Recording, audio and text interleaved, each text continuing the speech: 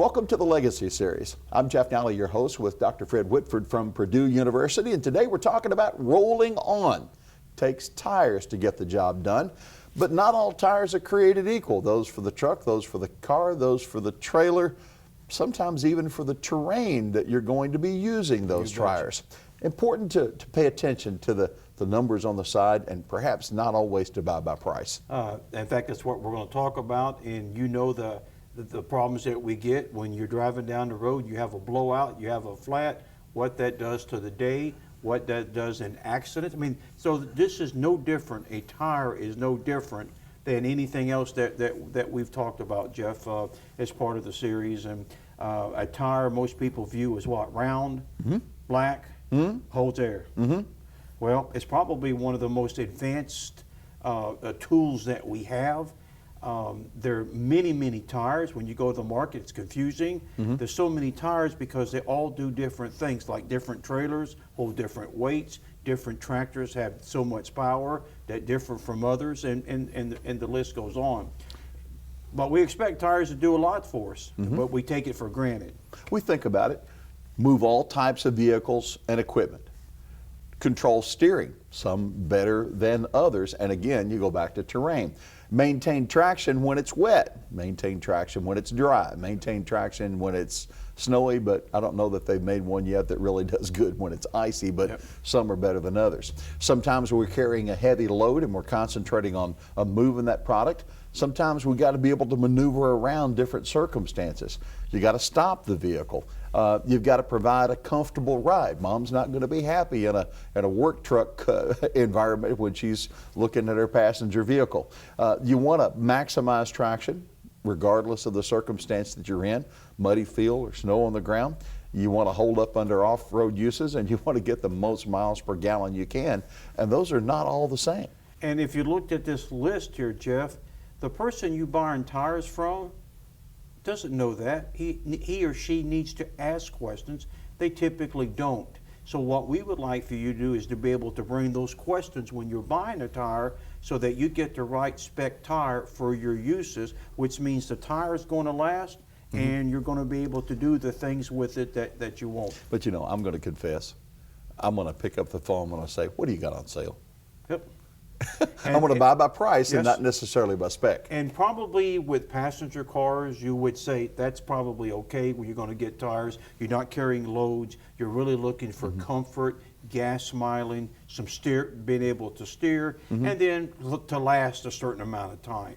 But when we start moving into the industries and you're now carrying weights, you're now pulling humongous trailers, then the whole game changes. This is where we begin to put pressure, no pun intended, on the tires to be able to hold up under these conditions. And a couple of different circumstances there. If you put the wrong tire in the wrong circumstance, then you can find yourself on the side of the road, or even worse, that you might have created a hazard.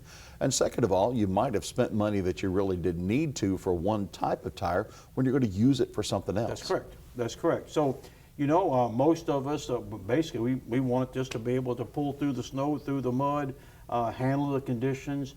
And again, we don't spend much time at it. It's just, what does the person who's selling me tires look at? And so this is my way of saying, what do you got?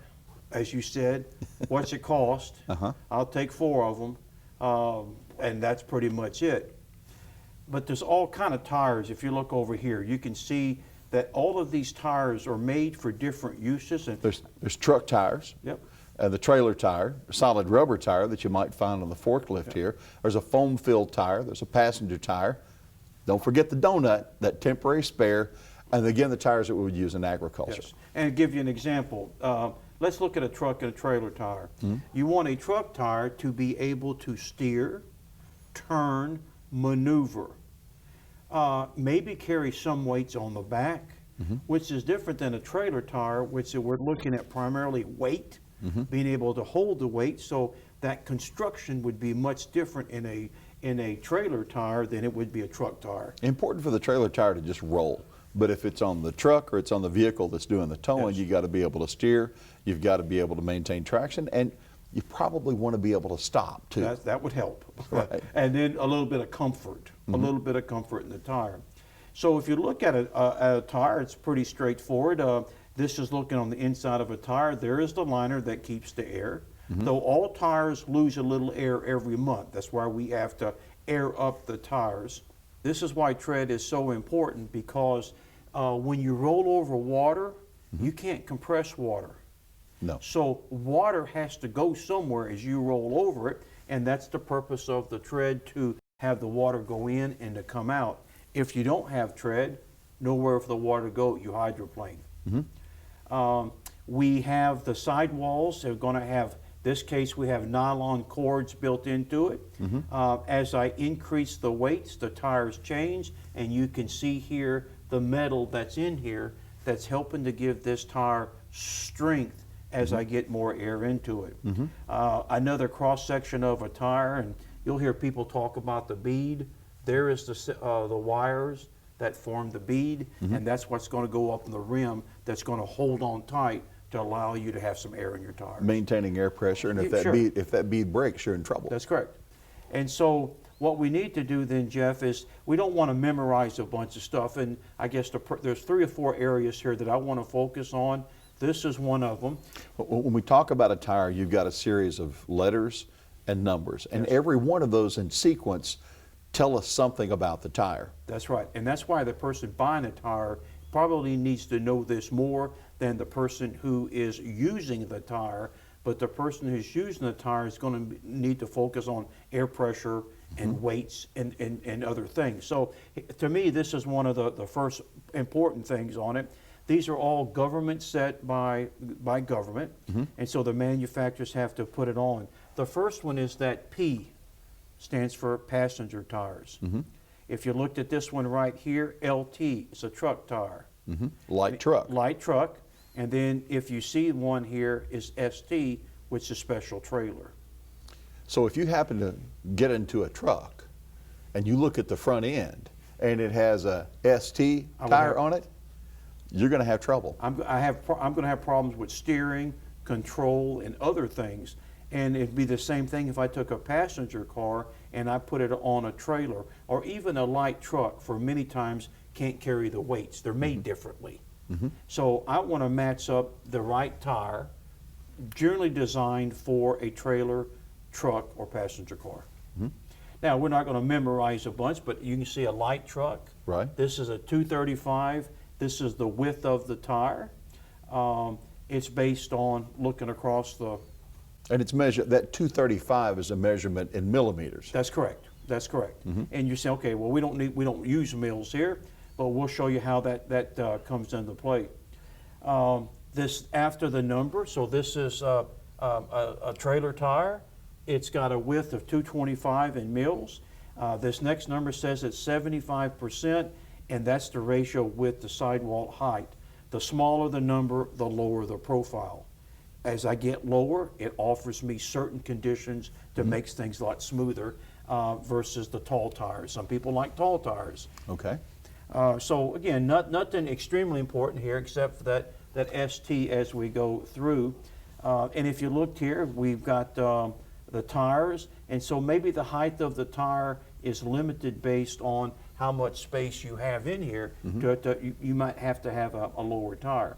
This is a classic, because some people would look and say, well, these tires are virtually the same, only one's just a little wider than the other. And that's not the case. And what do you see here? I see a 225/75, and I see a 205/75. The 75 is relative to the first That's number. correct. So we know that this trailer here, that this tire is wider, and because it's wider in 75%, it's going to be taller than this narrower tire and that 75% width height. So if we have this circumstance going on here, both 75s, but one a 225 and one a 205, Yes. one's taller than the other. And my guess is that would be carrying most of the weight, and now we're going to actually put more wear on that. It's not an even distribution of weight. So you put yourself into a hazardous situation, if not a dangerous situation. Yes, and or wasting money because you're going to wear out a tire that didn't need to have it. Obviously, most of our tires are radial, 18-inch rim. So this is a passenger, 275, a pretty wide tire, 65%. It's probably going to have some height to it. radial 18, and we measure it by going across. No big deal. Now here is where it becomes pretty important when you start looking at weights, and I've just given you examples of whether it's a triaxle truck. You're looking here at a chemical fertilizer truck, fertilizer tanks, carrying pallets, and a truck that's carrying very little. And so would you suspect that I would need trailer tires, STs, that would be different? Absolutely. Because I need to carry. Would it make any sense for this truck to have heavy duty tires with a lot of steel reinforcement? Would it be worth his money? Probably not. Probably not. But if I'm hauling heavy loads, then I'm going to have tires that's got a lot of reinforcement to be able to pick up those loads. And how much load we can pick up, and if you notice here, we've got a marked, Jeff, this is 1,820 pounds maximum load. And it tells you maximum load at 50 PSI. So that's 1,820 pounds per tire. Per tire. Okay. And at this specific air pressure. If you looked at this one, how much you got on that side, Jeff? I've got 3195 here for the load, and a cold measurement, pounds per square inch at 80. That's correct. So we had to increase the pressure on this one to be able to pick up my load. As I increase pressure, I'm going to need more reinforcement in the tires as this thing is pushing out to be able to hold it. And then sometimes this was new to me. A single tire can handle 100%. Right. As on that tire. And it would make sense that if you have two tires, you carry twice as much. Kind of, but not the same. but not the same. So what happens here is when you have tires that are paired up like duals, the heat coming off of this is different than a tire that's by itself, and we can move the heat away. And so if you looked at it here, there's a code, and again, it may not be that important to some people, but the code on the tire says 125 if it's by itself. And what does that read? 3638? 3638 at 125. Yes, but when I'm pairing, they're going to tell me based on the code. 122, which is 3307. All that's on the tire. Very important to know the number and pay It's to attention to know the number. because, especially when I'm buying tires, I need to know it. And the last one is pretty neat. All tires have got the manufacturing date on it. And so as we say here, the first two numbers, the week it was made in, and the last number is the year. So this tire was made in The 42nd week of, I would assume, 2011. That's correct. If it was 1911, that would be a really old tire. That's right. Though you'll see some tires later, you would have swear that That they we're were about made in 1911. But this is important because you and I typically look at tread wear and we say, well, I got a lot of tread, still a good tire. But what happened, this is rubber, and we know that, again, sun breaks it down. That's right. We call it dry rot. Right. I'm not sure that that's the right term, but that's the vernacular that we use. And you can see now here that this tire is showing rot. And again, I'm looking here. Might have plenty of tread. That's correct. But with this being dry rotted on the side, the tire's not going to be as pliable, not going to be able to give and take and be able to carry the load. That's right. And then you get salt. If you're in the states that Right. have put a lot of salt down, the salt's going to get in here, and you can see the wear and tear. And so after 4, 5, or 6 years, depending on where you live at, a lot of us have to change tires. I just did on my pickup truck. Plenty of tread. I don't put a lot of miles on my truck, but the tires were basically, I'm going to say, rotten. And this is an example of worst case. And remember that most of my sidewalls, where a lot of this pressure is at when we load it, and when my sidewalls are starting to rot, then obviously that's not a good sign for carrying weight.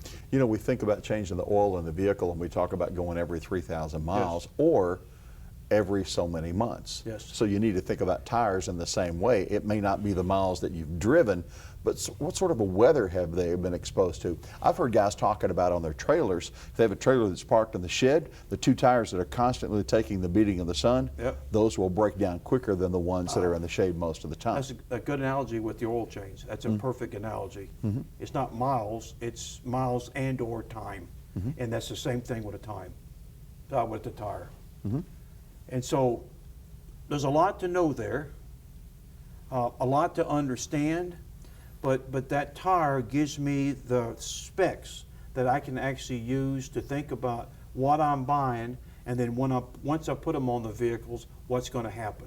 Performance, ultimately what you're looking for, buying by specifications Yes. and by use Yep. instead of just price. Yes, and then adding maintenance, specifications to make these tires last. We get our monies because they're very expensive, and then adding the maintenance to it to keep it up. You could buy the most expensive tire to carry the heaviest loads, but if you don't keep your air pressures up when you're carrying those loads, you're really destroying your tire, which is really destroying your investment in that tire. Certainly, we've had an opportunity to see some pictures here. We understand more about the letters and more about the numbers, Yep. but there's just nothing like being able to see these things up close. You bet. So let's go to the table and let's bring in an expert and let's look at some tires up close and see how the numbers, what the numbers tell us, and talk about some of the uses for those. That sounds good. Ben, appreciate you being here to talk about tires. And No problem. You've been working with tires for quite a few years. So what have you done with tires? So I work at Rabin Tires. I've been there for about 5 years. I started out changing tires, and now I'm up at the front selling them. Okay, so you've seen a lot in those years, haven't you? Yeah, I've seen a few things. Well, Seen a few. so what we've done is we've talked about tires and tire ratings and parts of a tire, and now that was basically how you purchase a tire and you look at the specs. So now we want to focus on some maintenance issues. Sure. So this is one of my favorite tires is that one. I'll just get you to kind of hold it up if you would for me, and any ideas about that tire? Well, this tire, I mean, it's kind of hard to tell. I mean, but I mean, it has been obviously had either a blowout or a nail in it or something, or it could be due to air pressure, low air pressure, overinflation. It just could have got too hot and eventually blown out. But I mean, judging by the looks of it, not a whole lot left of it. No, it's gone. It's definitely gone. So in your line of work, if you had to say the number one maintenance issue that you see overall, what would you say that would be? Air pressure. Air pressure, Definitely. low or high? Either way, honestly. I mean, it works either way. You put too much air in a tire, it's going to blow. You don't put enough air in a tire, it's going to blow. Okay, so that's air pressure is pretty important. Yes, sir. Well, let's take this down. Sure. And then let's look at this. Let's look at this tire to start with. Sure. What I've got is we learned it's an ST tire. We've got a trailer tire, and I'm noticing on here that it's 2450 pounds at 65 psi. Yes, sir. That'd be the weight. That'd be the max load to the max air pressure that tire is rated for. All right. And do I assume that the more the load, the higher the air pressure typically I need to be able to hold that load? Yes, sir. Yes, sir. I mean, as you get a more heavier tire, like I said, you'll go up to a different ply, maybe even a 10 ply or a 12 ply, and that tire will require up to 80 pounds of pressure or 110 pounds Okay. of pressure. So that means there's a lot of wires and stuff in here that's helping to Yes, hold this I mean, together. the more ply, the more wires, and the more actually tread is actually, I mean, not really tread, but ply casing is on the tire that actually Okay. helps it support that load. All right. So now I noticed that on here that we got the pressure, and it talks about cold, about measure when it's cold. I think most people, including myself, until I started working here, I'd always just fill up with gas. Check them whenever I you would can. check Yes, them whenever. Yes, Why, sir. why do they continue to put cold on every single tire that I've seen? They recommend cold air pressure to give you the most optimum and best air pressure reading. As that tire sits, it cools down. It gives you, more time and more, to look at it and say, hey, look, this tire's got this much air pressure. It's been sitting for a long time. It's cooled down. Because as a tire goes down the road, it warms up. And as a tire warms up, it builds up pressure. Pressure builds up, it goes higher. Okay. But as it cools down, it jumps back down to where it's supposed to be. Okay. So to get an accurate reading, it needs to be when it's set overnight or When been it's set for a set, while. yeah, set overnight, or at least they recommend, I think it's probably 2 hours. They usually Okay. need to sit and wait before you check your air pressure. But yes, every morning, or that night after you get home for a couple hours, or that morning before you go to work, be the best time to check your All air right. pressure. When we look at air pressure, so let's just use this trailer tire. This trailer tire is maximum. That's for the maximum load and the weight. Yes. Do most people run a trailer tire set at that? Yes, most people do, because like I said, a lot of them, whenever they're carrying, they are carrying the max load that that tire and that trailer will handle. So they do want their air pressure to be at the max PSI for Okay. that trailer. Now, I can get the same thing for a truck tire, an Yes. LT tire. Yes, yeah. I can get that, and it's gonna have the same maximum pressure, Yes. maximum load. Yes. But you changed a little bit on how we. Yes, cars and trucks and trailers are a little bit different. Trailers, you do want to run the max air pressure. Trucks, they do have a door placard, on the driver's Okay. side door on the very left, on the left hand side, that has a recommended air pressure. And some of them will say if you're carrying a load, bump it up to this, but a lot of times you need to set it at that pressure on the door placard. And that gives me a comfort ride. Yes, it gives you a more comfortable ride, more sturdy ride. Like I said, if you got too much air pressure in it, it could seem kind of rough. It can be a little bit rough. If it's got too little air pressure in it, the ride will seem sort of spongy. Okay. And so as I put a load in a truck, then I'm probably gonna have to add a little bit of air pressure. Yes, they recommend putting the door placard air pressure in, but if you're loaded and you see that tire still got a little bit of a belly, it's not going to hurt it to air it up maybe 5 or 10 pounds to get a good strong footprint. All right. So if we looked at this particular tire here, Mhm. I didn't look to see how old it was, but it looks like it's in not too old of a tire. No, this tire is not very old at all. See here, it looks to be a 2013 tire. So that's judging by that the tire is DOT, only 3 years old. 3 years old. Yes, sir. And so tell me what do you see in there? And that's a telltale sign, is it not, for the most part? Oh yeah, definitely. Looks like this tire was been run underinflated. As you can see, the outside shoulders are worn. Probably this air pressure wasn't checked regularly like it should have been. The main reason how you can tell is every tire has got steel cords that run through the center of it. But the steel cords only run about a good maybe 4 inches through that tire. Okay. On the outside edges, it's still got that nylon cord that wrap the casing in. Those nylon cords are not as strong as that steel casing. So as this tire is run underinflated, you're putting more of the shoulder on the ground, and it's wearing them out. So this part was never meant. No, this part was not meant to ride on the road. It was more meant to ride on this Okay. middle, on this crown right here. So that's a telltale sign that somebody basically spent a lot of money for tires and they didn't get their money's worth. Yes, and they did not keep up the routine maintenance on it. Now, what happens if it's just the opposite, high pressure? We always focus on low pressure. High pressure, if you run too much air pressure, you'll wear out the center of this tire. Like I said, you'll still have good tread on the outside edges, but the center rib right here will be worn down. Because what am I Because you're putting so much, you're putting it almost at almost like a cone shape, and Okay. it's riding all its pressure on the top. So instead of just having it spread across the whole tire, Mhm. I've got it right on the middle. Right on the middle. You want Okay. a good flat footprint. So obviously, having good tire pressure is pretty important. Yes, tire All right. pressure is very Well, important. let's go ahead and put that one down, Ben. And the other one that I'd like to see you do has to do with looking at the actual tread. Mm-hmm. And so, if you looked at the tread right here, explain to me the purpose of a tread. And God, there must be a million different. Oh yeah, tread design. I mean, every tire is different. They all promote different tread designs. Mainly, everyone's tread design. They all do pretty much the same thing. Like I said, they've all got this deep groove in the middle that treads out that water, mud, dirt, snow, anything like that. But they've also got these decoupling grooves on the side of it. May throw out rocks, even debris, anything like that, and that maintains that traction and stability throughout that tire, throughout the life of that tire. All right. So, I've watched when I'm driving in a rainstorm, Mm-hmm. and you will watch when this tire rolls on the road. Mm-hmm. You'll see that water go. I guess it's going into the groove. It goes into the grooves and It then gets pushes thrown it out. out. Yep. As Okay. it goes into these big grooves, these little grooves, they kind of act like a stopper. It hits them and then shoots them out. Okay. Now, if I don't have good tread Mm-hmm. on my tires, then what's the result? Result of a lack of tread or poor tread would be a hydroplane. You can more acceptable with a hydroplaning. You hit a puddle of water, lose control of your vehicle. Gas mileage. Now, a lot of people don't know that, but if you have poor tires, you don't get the gas mileage that Okay. you were recommended. So this is really now a hazard. Rain, Rain, ice, whatever. anything. Because Yes, sir. the only way a tire works, it's got to lay, as you said, that what do you It's call it, got- the belly. Yeah, it's got to have a good solid footprint. I mean, like I said, whenever you want the tire, you don't want it to be kind of toned up on the bottom. You want it to be sort of flat, where that whole tire, that whole belly is just right there. All points of contact is on the ground at all times. Okay.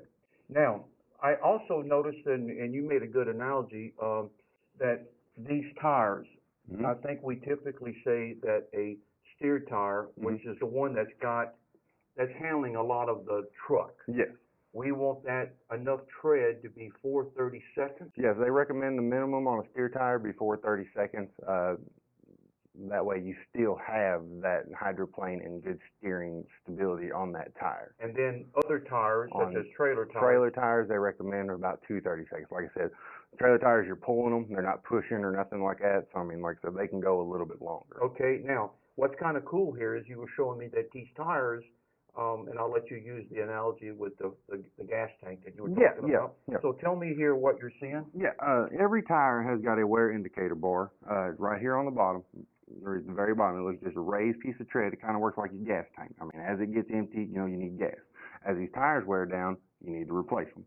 As they get down to these wear bars, you'll notice that your hydroplane, you'll start to kind of sway in the rain or, you know, ice or something like that. You just won't have that good driving stability and comfort, you know, in turns or anything like that. Like I said, as these tires wear down, you know, they do need to replace. Just like as you run out of gas, you need to fill back up. Okay, well, let's put that one down. Okay. And I'll just show you here,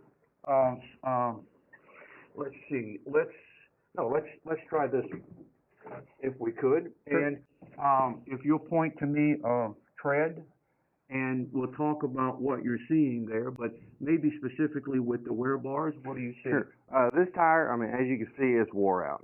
Your tread is wore flat with Okay. your indicator bars. That is an indication that that tire needs to be replaced. So when this tire rolls on water, we can't compress water. Water No, has nowhere to go. Yeah, once it's just sitting there, I mean, it'll get underneath that tire and basically, you know, it'll just, once it hits it, instead of pushing it out, it'll just kind of push that tire even faster, and that's whenever you spin and you start to hydroplane. All right, well, let's put that one down, and we'll actually look at the one that we just had a couple seconds ago. Sure. And if you'll find that one and Like I said, on tell this- me what you're seeing. On this tire, it's not quite wore out yet. As you And can we're see, out being 230 seconds. It's Okay. not quite down to the wear out bars yet. As you can see, the wear out bars have still got just a hair above it. I'd say it's probably got about 430 seconds left to tread, which means you're not necessarily needing tires right away, but probably in a couple of months you need to get them we're ready checked to again. go. Yeah, check them again. All right, well, I'm gonna put this one back, and Sure.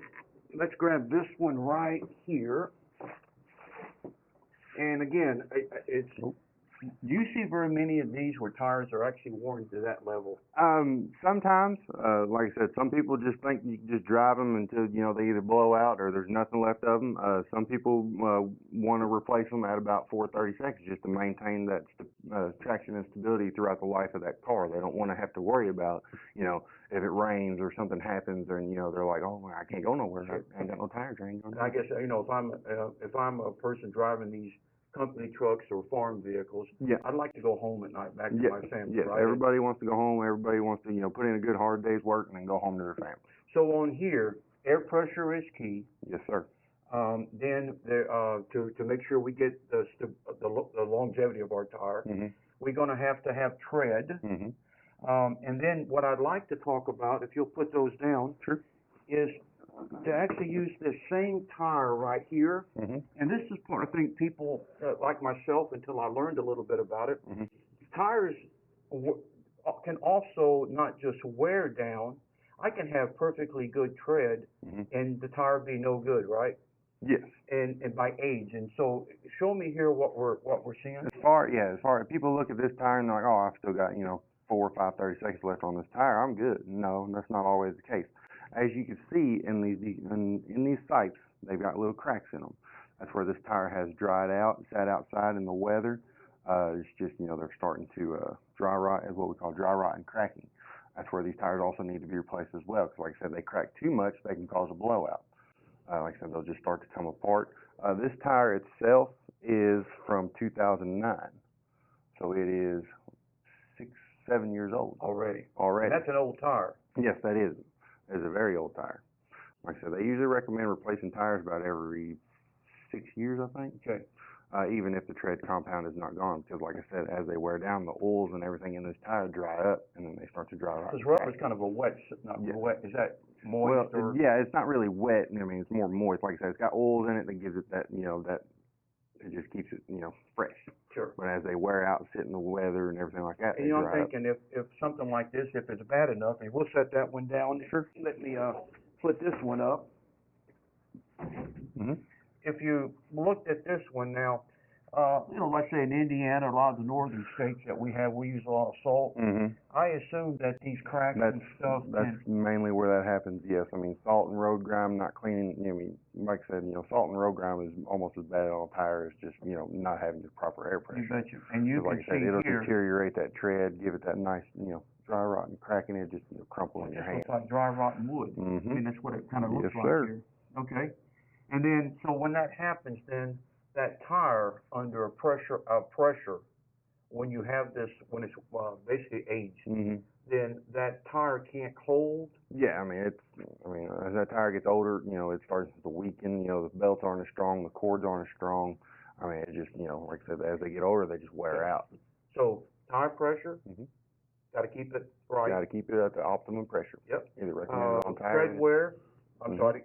Say it again. They either recommended on the tire or the door placard of your vehicle. Okay. Keep them at the optimum We pressure. talked about the tread, Mhm. and we have the wear bars to help us. Yep. And then we talked about replacing tires, whatever the number of years are. If you looked at a tire, it looks just like dry rot on wood or Mhm. alligator skin or Yep. whatever, and to be able to replace the tires then. Yes. All right, well, let's go ahead and shut that down and look at our last part of the maintenance. And, things do happen. Oh yeah. I'm sure at the shop you see all kinds of things that come in. So let's take a look now. When we repair a tire, Mhm. I'm told that what we can do is actually repair this piece right here. Yes, you can repair on the crown of the tire, basically from the inside shoulder or the inside shoulders of the tread to the inside shoulders. So Okay. anything outside these outer treads, you cannot repair because, like I said, there's no steel cords on that outside tread, so there's nothing for that tire to repair to. So if I've got this one right here, Mhm. as that tire is rolling, As it rolls, it stays flex- flat, right? Yeah. Mhm. But this piece here, if I'm trying to fix it, it Flexes. is that right? It Yes. flexes. Yes, as that tire, this piece right here will stay flat. These pieces right here flex, and you put a patch or a repair on the outside shoulders, it's just going to wear it off, and it's going to come off. And it's So going to start if I've got a working. bad cut, a bad dink, a cut, a break, whatever, Mhm. there's no option. Nope, you have to be replaced. Okay, so let's look at then. And many years ago, I worked at a Conoco station, Mhm. and our repaired tires at the time all we had was plugs. Mhm. But I think the industry has advanced quite a bit here. Mhm. And so if you can show us then the newest thing that what we'd like to see today, Sure. if you're making repairs. Sure. What they've come up with now is called a patch repair kit. It's actually got a Uniseal that actually goes through the repair of, say, if something punctured it right here. Yep. You would take this Uniseal and you would take it and you'll feed it through this little feeder. All right, and what this does, the main purpose for this is also to not only plug up the hole, but also it also protects the steel cords throughout the tire. Like I said, if you don't do that, you could cause those steel cords to rust, and then they break, and then that also could cause your tire to either blow out. What you'll do is you'll pull this flat, and then what you'll do is you'll take your buffer, you buff a squared area off right here, and then you will take your vulcanizing fluid, put that over the repair, let that dry for about 5 to 7 minutes. You'll take your patch repair, which is a permanent it's called a universal patch. It's made out of almost the same compound as this tire. You put it on there, hold it flat, take your stitcher, stitch it, run that over there good, get all the good air bubbles out of it. Is it almost like melting into it? Kind of, yeah, kind of in like a a lay term. yeah, it kind of Okay. like fuses to it. If Okay. you would peel the plastic back, and then what you will do is take your repair sealant and run over any of the repaired area, and then you just let that set for about 5 minutes, air up the tire, snip the end off of it, and it's a permanent repair. Okay. Now, so the end result then. End result, what you would want is something like that, a good, strong repair that's not going to come off. You can't peel it off with your fingers. It's going to stay there for the life of the tire. wear through the tire, and you'll be good to go. That's pretty interesting. You called that a permanent That is repair? a permanent repair, yes, And sir. in my day, all we had was vests. and Yes, they called that a permanent repair. Yeah, but now you consider that to be That a is temporary a repair. temporary repair, or and also in some cases, some shops will not repair a tire if it's been plugged like that, because the way you do it, you could also puncture the or either mess up some of the steel belts, and then Okay. also cause that tire to bubble up as well. Okay, so making sure we repair these tires that we're gonna put back on the road. Yes, So, sir. you know, I guess we've covered a lot of maintenance issues, but Mhm. it is pretty straightforward, right? Yes. Oh, yes, definitely. And so would you have any sort of, parting comments, Tires, they have all the signs of, when they need to be replaced, what's going on with them. I mean, you can look at a tire and tell when it needs to you be. gotta look at it, Just gotta kind of look at which it. is not what we Yeah, typically I mean, do. you gotta look at it every once in a while. Yes, Well, sir. Ben, I appreciate Ah, very much. I thank learned you. quite a few things from you here, so I appreciate you No coming problem. and sharing your expertise with us. No problem. So Fred, now we've had the opportunity to learn a lot more about tires, and with knowledge comes responsibility, and I'll bet also liability. Yes. So let's think about the trailer that is not equipped as it should be, or the truck not equipped as it should be, unfortunately at the scene of an accident. At an accident, and I would defy anybody to tell me that this is acceptable. And if you looked at this particular, you're looking at it here, what do you see? Well, I see a trailer that probably has some challenges with it, or has over a period of time. It's bent back here, but this tire and this tire are not the same. This one has tread and this one doesn't. It's about as bald as it gets. And there's a mobile home somewhere that's missing its axle. That's right. And maybe we would better taking off the one that's going to the dump and putting it on that one. Perhaps so. And we joke and we laugh, and it is funny why people do this, but this is how people get involved with negligent homicide. This is why people go to jail. This is why people lose their businesses, because these are lawsuits. So there's a lot of stuff, because this trailer is meant to carry the load and to stop and to have traction. And obviously, when it's bald like that, I mean, what do you see here? Well, I see a tire that has worn unevenly, not a lot of tread in the middle, and I'm guessing that tire is pretty old too. Might be okay on flat, dry pavement for a period of time, but if this tire meets any type of water on the roadway, we're probably looking at an unstable situation. Well, yeah, I mean, if you've ever had a tire like that, and I'll be honest with you, I have, was moving to another job and had my family with me. We didn't have a lot of money, so I was running on tires like that. And in Iowa, we hit a water spot, and the next thing I knew, we slid off the road with my son and daughter and landed in the ditch. And I could no control because it hydroplaned. There's nowhere for the water to go, so you're sitting on top of the water. Mm-hmm. If I caused an accident with this, I have no legal chance at all. This is what we're talking about. You would agree that that shouldn't be on the road. It should not be on the road. You can get any expert to talk about it. This person has had a problem with lug nuts over a period of time. So, you know, NASCAR is not going to approve this wheel. I don't think so, but again, why it's even still around and still being used, who knows? NASCAR is going to have a problem with this too, because I count 4 and not the 5th. Yeah, so somewhere it got broke off, and yet I'm still using it. Mm-hmm. And the purpose of the studs is what? To bolt it to keep that tire. So what happens here is this tire now has some movement, right? Because I'm missing one of the main ingredients there.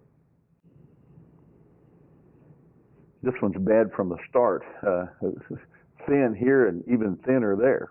And people say, Fred, you make this stuff up.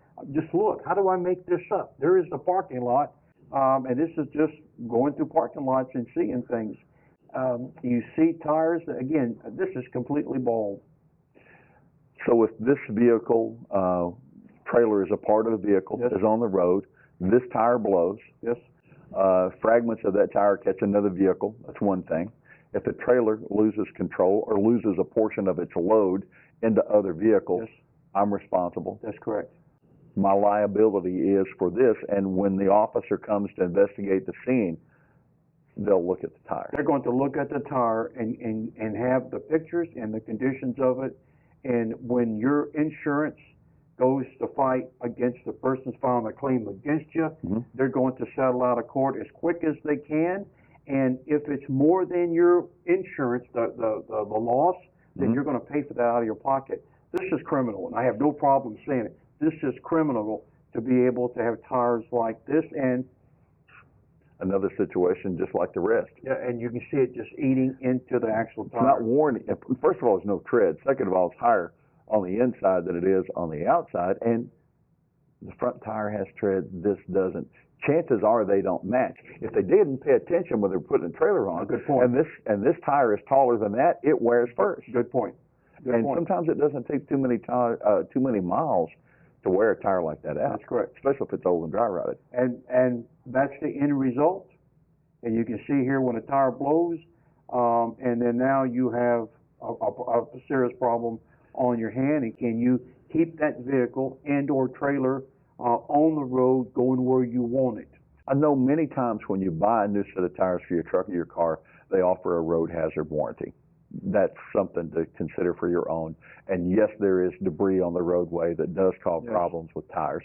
But from the majority of tire failures, is there any study that talks about what really causes the problem, the root of the issue? Low pressure and too much weight for a tire that doesn't have the specs to carry the weight. And those kind of go hand in hand. Low pressure then means that the tire can carry a lot of weight, but as I lower the pressure, it can't carry that weight because you're pushing everything on the bottom out. That's why I have air pressure, is to maintain a hard tire. Mm-hmm. And so it's low pressure.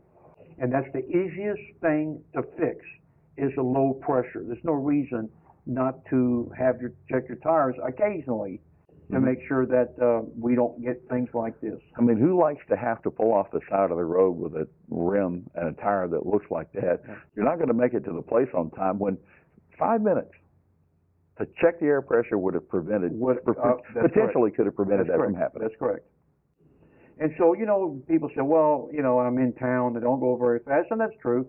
If I have a blowout here because of weight or bad tires, and I'm down, cops come, they block it off, I fix it, we move on.